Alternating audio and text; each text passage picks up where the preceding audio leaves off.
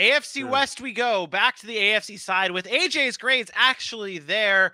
A lot of consistency here. A lot of consistency here with this AFC West because this was the division that went out and made the moves and got better. And just about every team in this division got better. The only thing I'm interested in here talking about is AJ giving the Denver Broncos a B+, while both Aaron and myself, again, on the same page at A+. You gave them a B+. You didn't even give them an A. You didn't even give them an A. Vinny, you got my grade wrong, first of all. My grade for the Broncos is not an A. It's a B+. Really? Wait, what? Yes. So it is a B+, and I'll explain. Oh, it's a B+ in there. Yeah, I think there was a little bit of an overreaction for the Denver Broncos offseason moves because they got Russell Wilson, which is, a great franchise quarterback. I'm not knocking that, but he's also a franchise quarterback that's not the same age as Deshaun Watson. He's obviously older. He's a little bit more beat up and played in the league a while. And then we talked about the Randy Gregory perhaps being a little bit overhyped. And that was the only addition they made on the defensive side of the football. You talk about, they did add DJ Jones and guys like K'Wan Williams, but nobody really big. They lost Kendall Fuller. They lost Melvin Gordon. They lose Bryce Callahan, Kareem Jackson, and Teddy Bridgewater, who's a sufficient backup quarterback. I think they did a good job, but I don't think they rise to the level of some of these teams, especially for where they finished last year. They were not in a tough division. They were not in the playoff race really after like week 13 or 14. And they got a lot of work to do still to kind of overcome some of those other teams in that division, even though I do think they're playoff worthy with their talent they have. I still think they could have addressed some other needs, especially defensively. Yeah. That's literally what I would have said if I went. Like, honestly, Russell Wilson is in a different conference. I don't know how much you could say he improved on a roster. He's got better weapons right now, arguably. No DK Metcalf, but we know what Cortland Sutton can do with down the field. Jerry Jeudy's a great route runner. KJ Hamler's your Tyler Lockett speedster. But that defense, that back end, that's what I was so happy about last season, that I had faith in the Broncos because their defense was really, really good. They haven't managed to re-sign a lot of those guys, and I don't think that they will. So they've got some things to do in the draft, and maybe that'll be where their grade gets up. But other than that, Russell Wilson's great.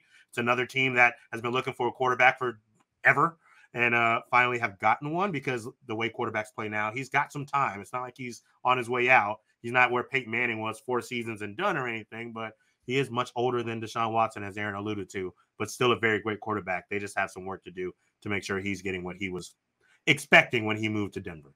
And they have a new head coach, right? Who's an offensive guy, right? After losing a defensive guy who had that defense playing really well last year. So you wonder how that is going to translate coming into the 2022. Yep. One last thing on this AFC West that I wanted to bring up, though, is, and obviously, yes, your grade is still wrong, is just the Chiefs in general. How you got this is? I have the Chiefs at a C+, not an A+. Why did you change that? I didn't change it. Why it's is in there? Yes. This is not the right graphic. That is 1,000% not the right graphic. It's my fault, everybody. He was very excited that his boy was back on the show. Yeah, he was flustered and mentally. That's okay, because you can make it after, and I can put it in there when I go to post this. But the Chiefs had a C+. Let's be real. You lose Tyreek Hill, you lose Tyrann Mathieu, you lose Shavarius Ward, you lose Austin Blythe, Mike Hughes, Kyle Long, Darrell Williams, who is a good running back, Melvin Ingram, who was big for them last year, and Anthony Hitchens, who's one of their better linebackers, which they kind of lack at. I don't know how you say they really did much outside of bringing Juju, MBS, and Justin Reed at this point. It was decent. I mean, they tried to address some needs, but that cornerback position is going to be a struggle for them right now. They're really hurting on the back end in a really good division. And then I also worry about bringing in Ronald Jones helps, but losing Darrell Williams, I don't think people realize how good Darrell Williams has been for the Kansas City Chiefs. He's a really, really solid third down pass player, pass protector. He's kind of been a security blanket for Patrick Mahomes over the past couple of years, and they're not bringing back Jerick McKinnon either. So you hope Ronald Jones can come in and do some things, but Ronald Jones was never really great in the passing game. And now you have a Clyde Edwards-Helaire who hasn't been able to stay healthy. What do you do there? So, I don't think they did much. And the biggest thing is you get rid of Tyreek Hill and you think some cap space opens up. And I would think that now they would go maybe try to get a Wagner, maybe try to bring back a Tyrann Mathieu. And I haven't seen that yet. And we'll see what happens in the draft. But as of right now, I didn't think it was very, very impressive for what the Chiefs did. With the losing Tyreek Hill, I like what they did.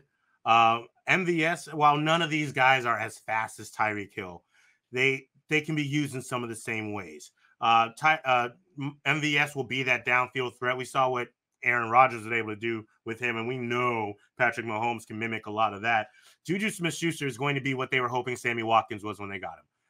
We can talk about Juju in all certain type of ways, immature, doesn't focus on the game, whatever. When he's on the football field, more often than not, he's performing. And I think he's proven that. And being with the Patrick Mahomes, going from a declining Ben Roethlisberger, I think we can see a good season from him when he stays healthy.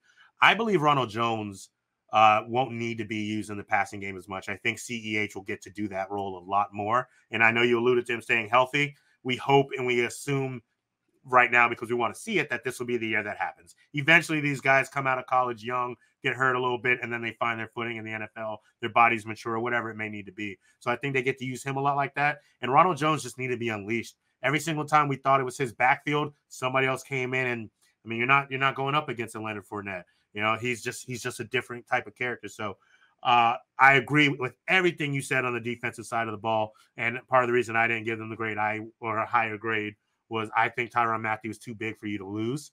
I expect them to go in the draft and try to get some of this secondary pieces and start building that way.